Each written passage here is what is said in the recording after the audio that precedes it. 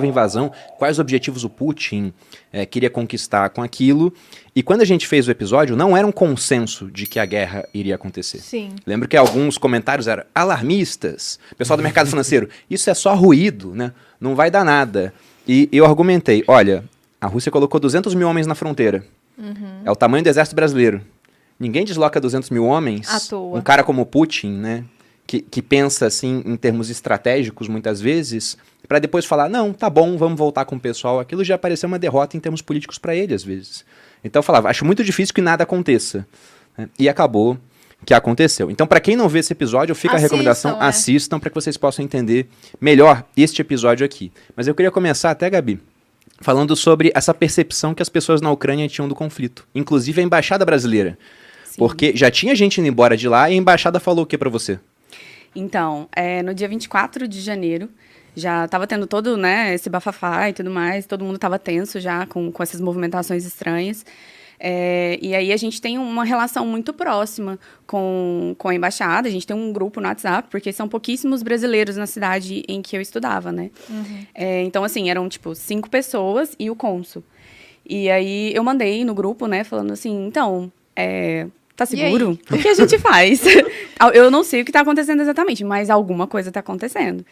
E aí falaram pra gente, não, as informações oficiais que nós temos é que é só uma ameaça, sem pânico, não vai acontecer nada, tá tudo tranquilo. E não satisfeita, eu falei, tudo bem, agora, mas e se houver realmente alguma coisa for acontecer, vocês vão avisar a gente? E aí eles falaram, claro. Óbvio. Enquanto isso, outras embaixadas... Porque... E a mensagem chegou ontem, né? Olha, deu ruim. Então, gente, eu acho que tá na hora de correr pela sua vida. Meu Deus.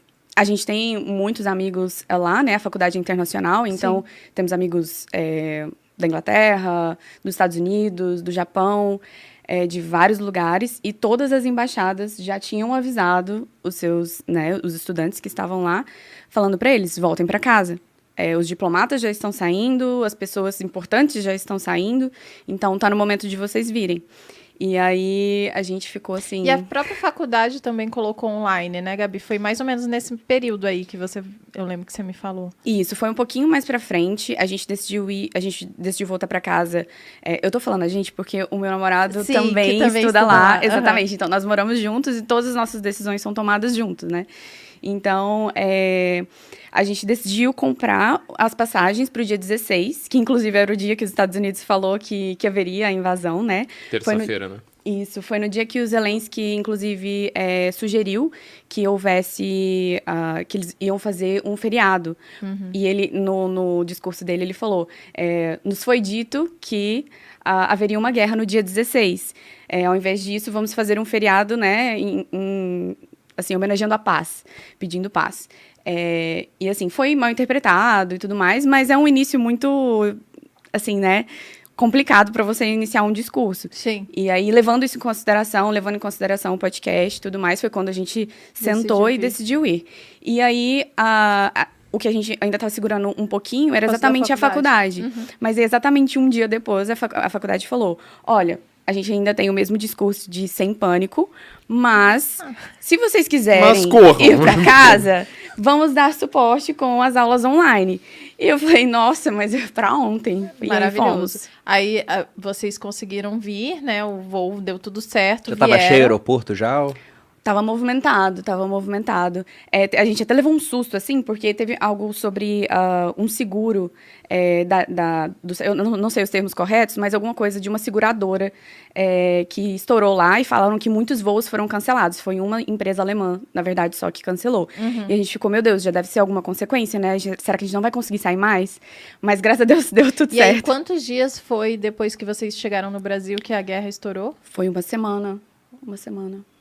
Nossa. Isso. Tenso, hein? Tenso. E tem também a questão da percepção dos ucranianos, porque vocês tinham contato com eles lá, e alguns, a gente almoçou ontem, você até comentou, o pessoal achava que ia ser um negócio mais lá pro leste, não era isso? Sim. A gente estava bem... pode acontecer, pode não acontecer, mas todo mundo estava esperando que, se acontecesse, fosse algo pequeno. Ninguém estava esperando... locais Proporção do residenciais. país, né? Isso, Também. residência sendo bombardeada, pessoas lutando pela própria vida. Ninguém estava esperando um ataque aos civis, né?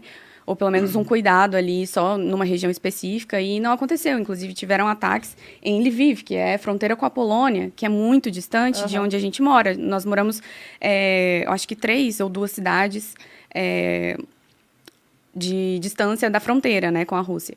Então, todo mundo esperava que, se algo fosse acontecer, fosse só em Donbass, né, que é a região de Donetsk e Luhansk, e ninguém estava esperando algo dessa proporção, né. E quando aconteceu, foi bem chocante, como eu descobri que a guerra tinha começado, assim.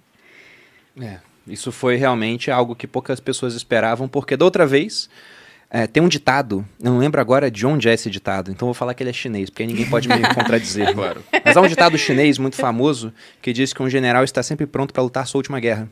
E a última vez que a Ucrânia teve um problema com a Rússia foi em 2014, após aqueles protestos lá da Euromaidan, que o presidente que era alinhado à Rússia, que era Yanukovych, ele fugiu, ele foi embora do país. A gente viu ontem o documentário Winter on Fire. Winter on Fire, Nossa. que eu achei chocante apavorante. a maneira como a polícia da Ucrânia na época, alinhada com Yanukovych, lidou com uma manifestação dos ucranianos e matando os manifestantes na rua. Teve uma cena que não sai da minha cabeça, que era um cara que ele estava carregando uma maca para pegar uma pessoa ferida e ele foi morto por um sniper.